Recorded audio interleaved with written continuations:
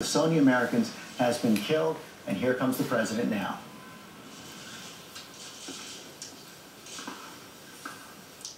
Good evening. Tonight, I can report to the American people and to the world that the United States has conducted an operation that killed Osama Bin Laden, the leader of Al-Qaeda, and a terrorist who's responsible for the murder of thousands of innocent men, women, and children. It was nearly 10 years ago that a bright September day was darkened by the worst attack on the American people in our history. The images of 9/11 are seared into our national memory. Hijacked planes cutting through a cloudless September sky, the Twin Towers collapsing to the ground, black smoke billowing up from the Pentagon, the wreckage of Flight 93 in Shanksville, Pennsylvania, where the actions of heroic citizens saved even more heartbreak and destruction. And yet we know that the worst images are those that were unseen to the world.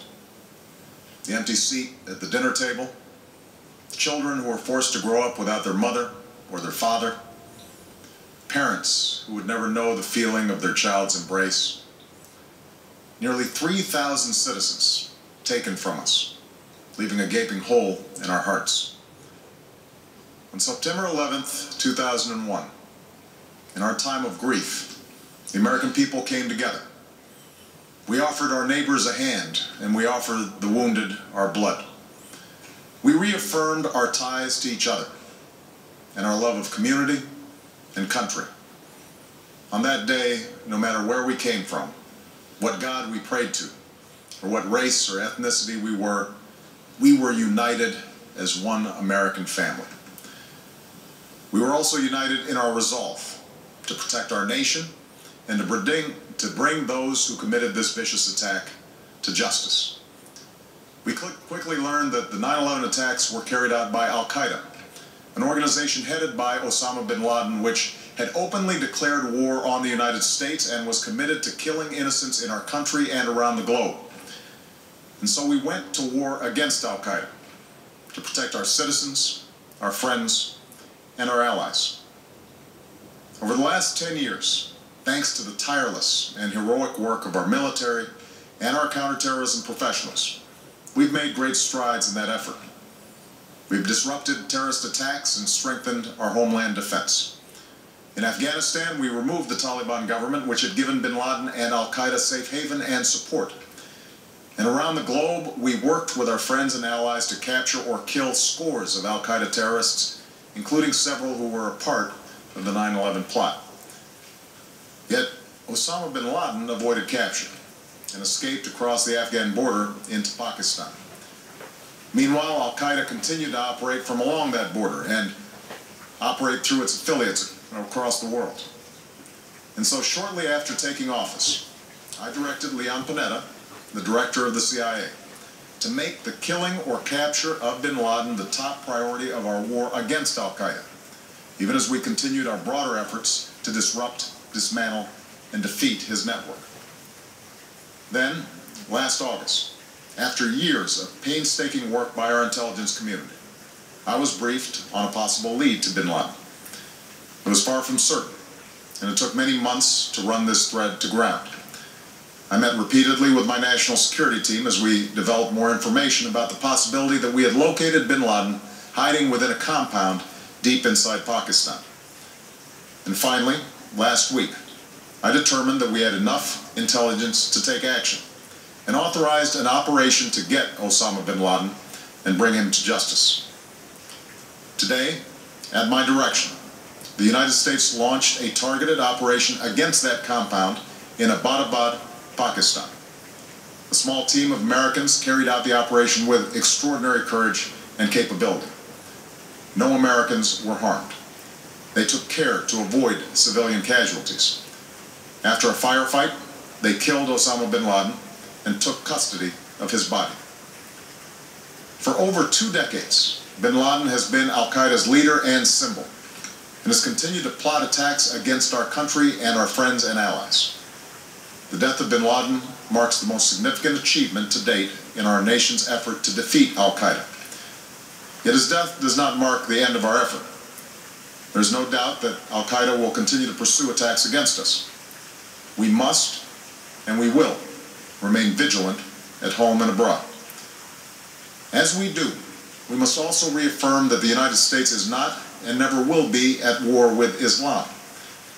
I've made clear, just as President Bush did shortly after 9/11, that our war is not against Islam, because Bin Laden was not a Muslim leader.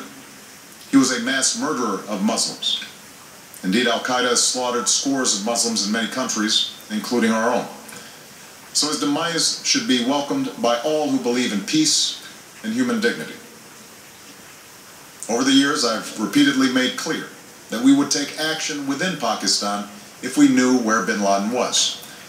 That is what we've done.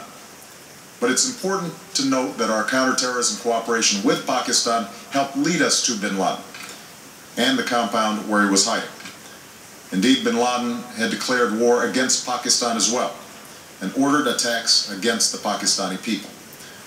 Tonight, I called President Zardari, and my team has also spoken with their Pakistani counterparts.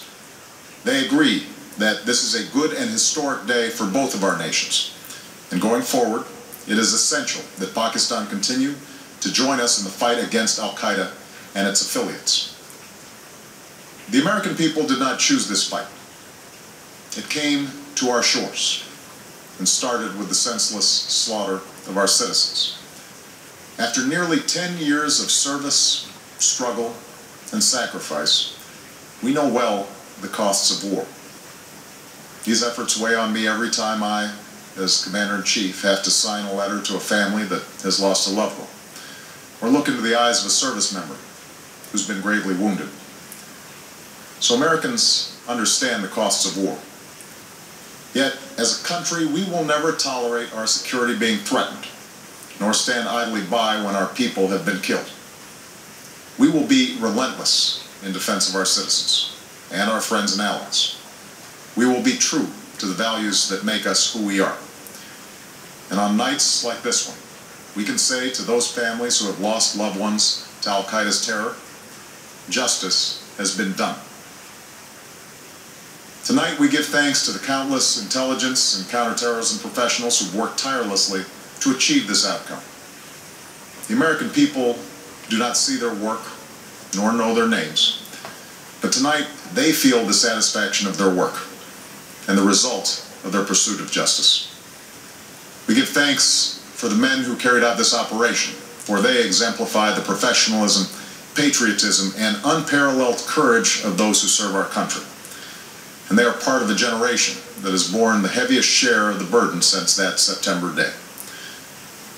Finally, let me say to the families who lost loved ones on 9/11 that we have never forgotten your loss, nor wavered in our commitment to see that we do whatever it takes to prevent another attack on our shores. And tonight, let us think back to the sense of unity that prevailed on 9/11. I know that it has at times frayed, yet today's achievement is a testament to the greatness of our country and the determination of the American people. The cause of securing our country is not complete, but tonight we are once again reminded that America can do whatever we set our mind to. That is the story of our history. Whether it's the pursuit of prosperity for our people, or the struggle for equality for all our citizens, our commitment to stand up for our values abroad, and our sacrifices to make the world a safer place. Let us remember that we can do these things not just because of wealth or power, but because of who we are. One nation, under God, indivisible, with liberty and justice for all. Thank you. May God bless you. And may God bless the United States of America. President Obama from the East Room of the White House saying that after 10 years of service, struggle, and sacrifice, justice has been done. Osama Bin Laden has been killed. And he was also saying to all the families of those killed on 9/11 that this is proof that we have never forgotten your loss. I'm joined now by Stacey